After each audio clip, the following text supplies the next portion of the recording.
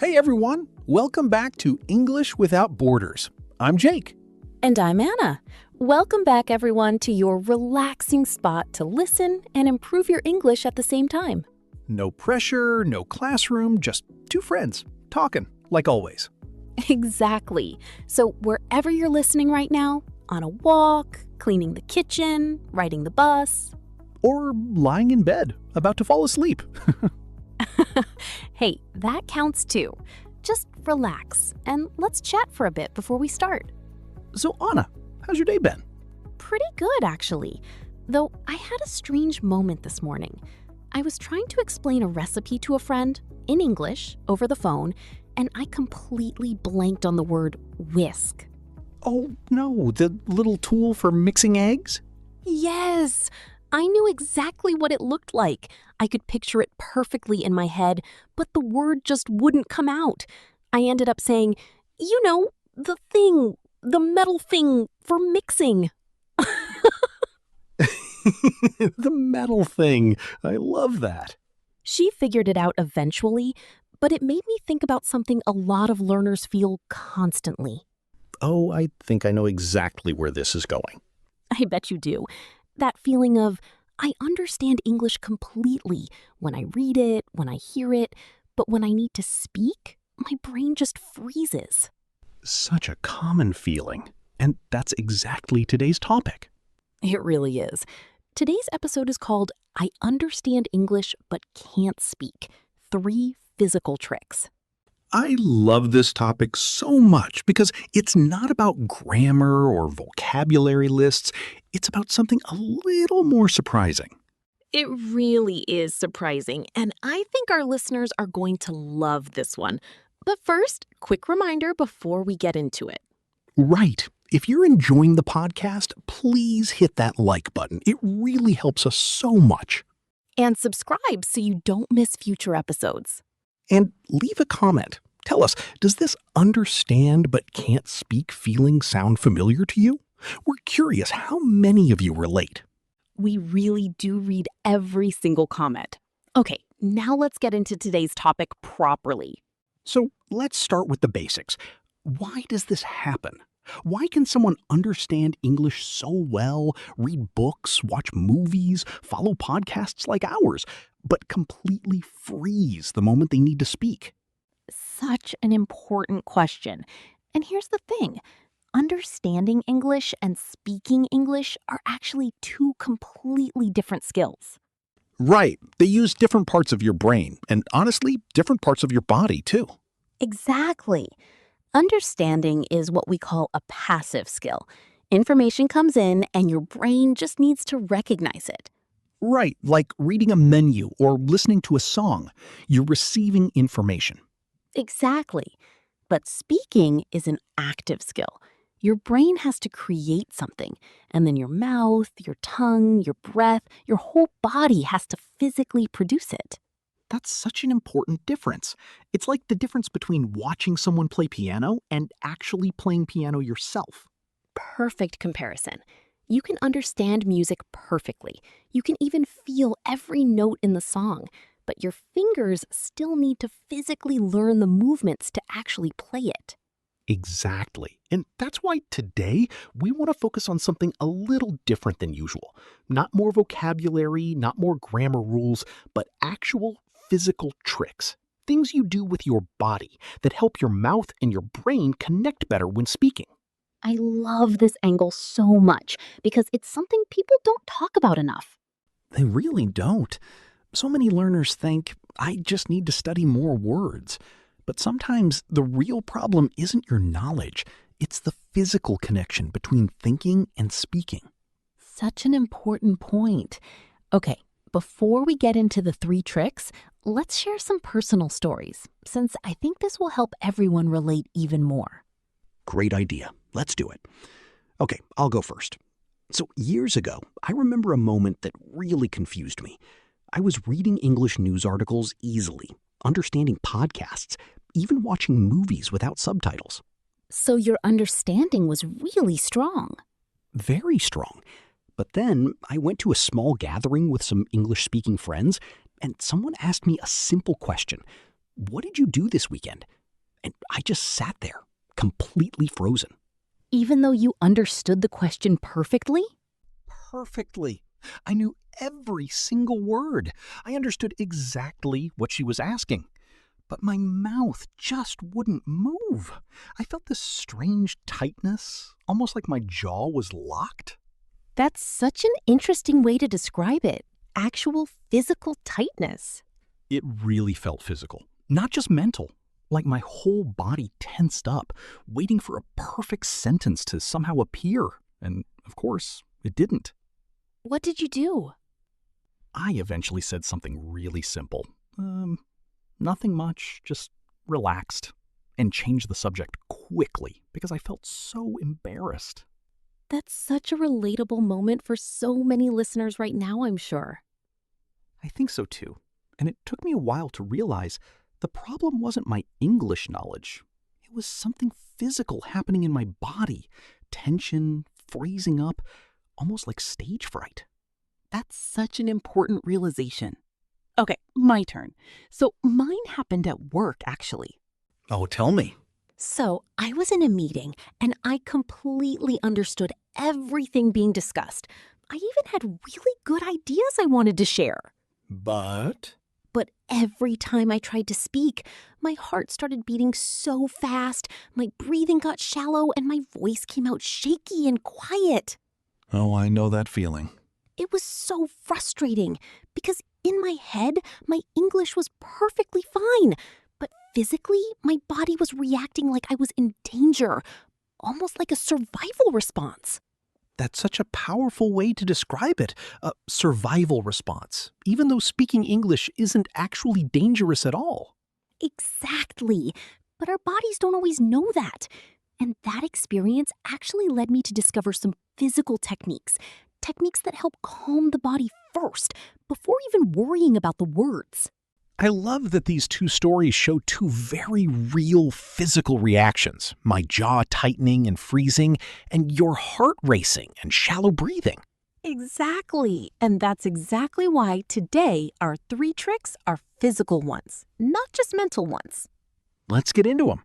Trick number 1, and I think this one might surprise people. It's called loosen your mouth before you speak.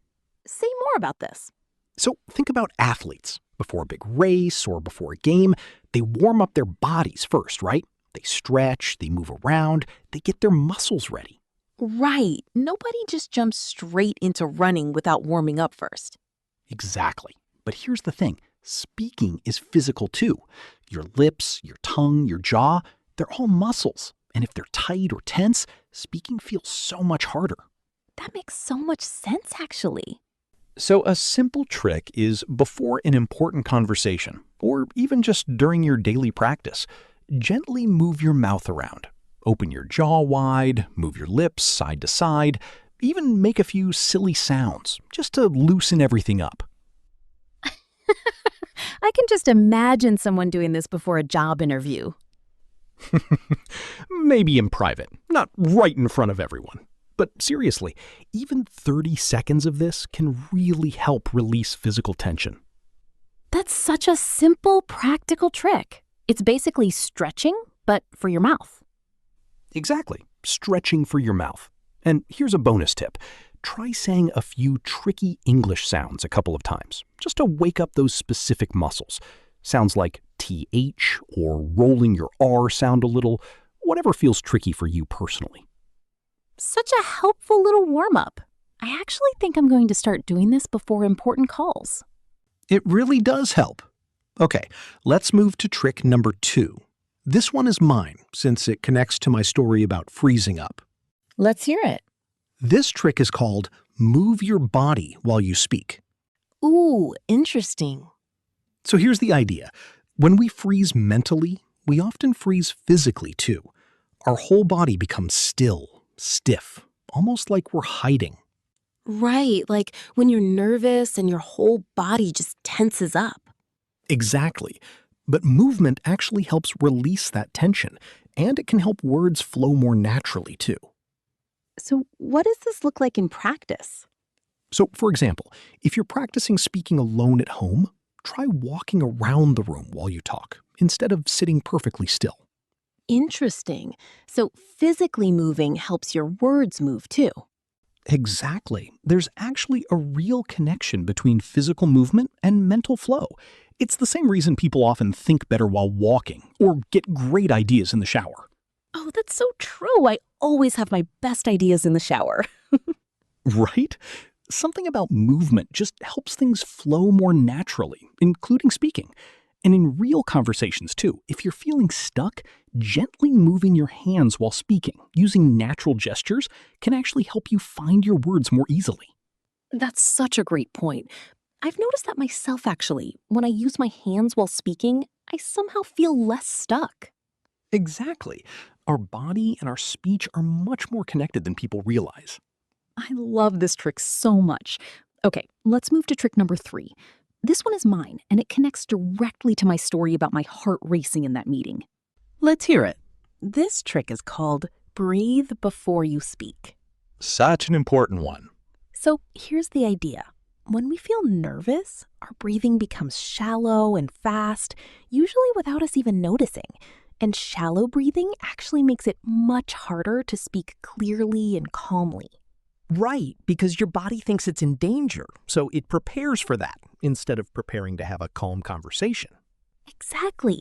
So a simple trick is right before you need to speak, especially in a nervous moment, take one slow, deep breath first. In through your nose and out slowly through your mouth. Just one breath? Even just one can genuinely help.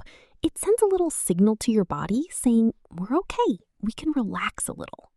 That's such a simple trick, but I can imagine it working really well. It really does. And here's a bonus tip. You can even do this quietly during a conversation if you feel stuck mid-sentence. Instead of panicking or rushing your words, just pause for 1 second, take a small breath, and then continue. Oh, that's such a helpful, natural pause. It probably doesn't even feel awkward to the other person. Not at all. Native speakers pause to breathe and think all the time. It's a completely normal part of natural conversation. I love these 3 tricks together. Loosen your mouth, move your body, and breathe deeply before speaking. All physical, all simple, and none of them require studying more vocabulary. Exactly. And that's the whole point today. Sometimes the missing piece isn't more knowledge. It's calming and preparing your actual physical body. Let's talk about a few more real-life examples of where these tricks can help, just to make everything even clearer. Great idea. Let's start with work again. Imagine you're about to join an important video call and you're feeling nervous. Before joining, you could quietly do a little mouth warm-up and take a few deep breaths. Such a simple preparation, just a minute or 2 before the call even starts. Let's do school next. Imagine you're about to answer a question in class and you feel your body freezing up. In that moment, a quick, quiet breath before speaking can help calm that physical tension, so your words come out more smoothly. Let's do friends next. Imagine you're at a gathering with English-speaking friends and you're struggling to join the conversation. Try standing up or moving around a little, even just shifting your body position to help release some of that stiffness and encourage the words to flow. Such a subtle, natural trick. Let's finish with traveling. Imagine you need to ask someone for help and you're feeling nervous about your English. Take one slow breath before you speak, and maybe gently move your jaw or lips for a second beforehand if you have a private moment first. These tricks really do apply everywhere, in so many everyday situations. They really do. Okay, I think it's time for our vocabulary review. We used some really useful words today. I love this part. Let's go through them. First word, passive, as in a passive skill. This means something you receive without needing to actively create it yourself, like listening or reading. For example, understanding English while reading is a passive skill. Great word, and it connects directly to today's main idea. Next word, active, as in an active skill. This means something you have to create yourself using effort, like speaking or writing. For example, speaking is an active skill because your brain has to create the sentence yourself. Perfect opposite pair for today's topic. Next word, tension. This means tightness or stress, often felt physically in your body. For example, I felt so much tension in my jaw before speaking English in that meeting. Great word, and today's tricks all help release exactly this feeling. Next phrase, warm up or warm up. This means preparing your body gently before doing something bigger, like exercise, or in today's case, speaking. For example, I like to do a quick mouth warm-up before an important conversation. Real useful phrase. And now our listeners have a whole new type of warm-up to try. Next word, shallow, as in shallow breathing. This means breathing that's quick and light, not deep, often happening when we're nervous. For example, my breathing became shallow right before I had to speak in English. Great word. Very connected to today's third trick. Last word, flow, as in words flowing naturally. This means moving smoothly without stopping or getting stuck, like water flowing in a river. For example, after a deep breath, my words started to flow much more naturally. Such a beautiful word to end our vocabulary section with today.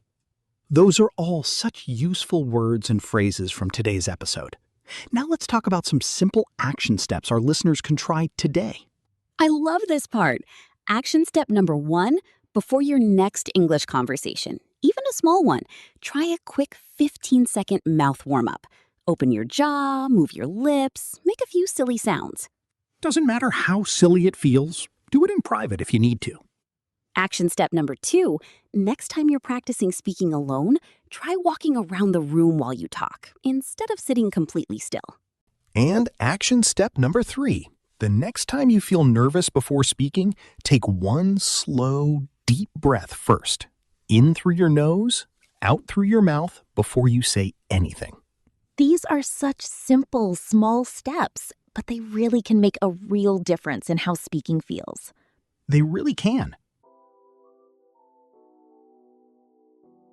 Okay, let's do a quick recap before we finish today's episode. Sounds good. So today, we talked about why some people can understand English perfectly, but still struggle to speak. And it's because understanding and speaking are actually two very different skills. We shared personal stories. My story about freezing up and feeling my jaw tighten at a gathering, and Anna's story about her heart racing during a work meeting. And then we talked about 3 physical tricks. First, loosen your mouth before you speak. Second, move your body while you speak.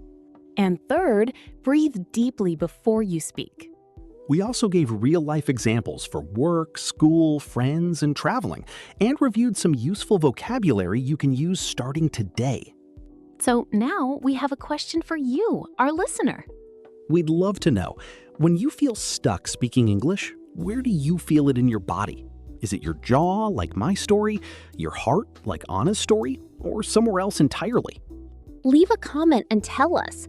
We're really curious, and it might help other listeners realize they're not alone in feeling this. Definitely. Okay, before we say goodbye, I just want to remind everyone listening today. Go ahead. If you understand English well, but struggle to speak, please don't think something is wrong with your knowledge or your intelligence. Your body might just need a little help relaxing first. Beautifully said. Speaking English isn't just a mental skill, it's a physical one too. And like any physical skill, it gets easier with gentle, consistent practice. So be patient with your body, the same way you'd be patient with your brain. Thank you so much for spending this time with us today. It really does mean a lot to us. If you enjoyed this episode, please like it, subscribe for more episodes like this, and share it with a friend who understands English well but feels stuck when speaking. They really need to hear this one, so send it their way. Until next time, keep practicing, keep speaking, and be kind to yourself. We'll see you in the next episode. Bye, everyone. Bye.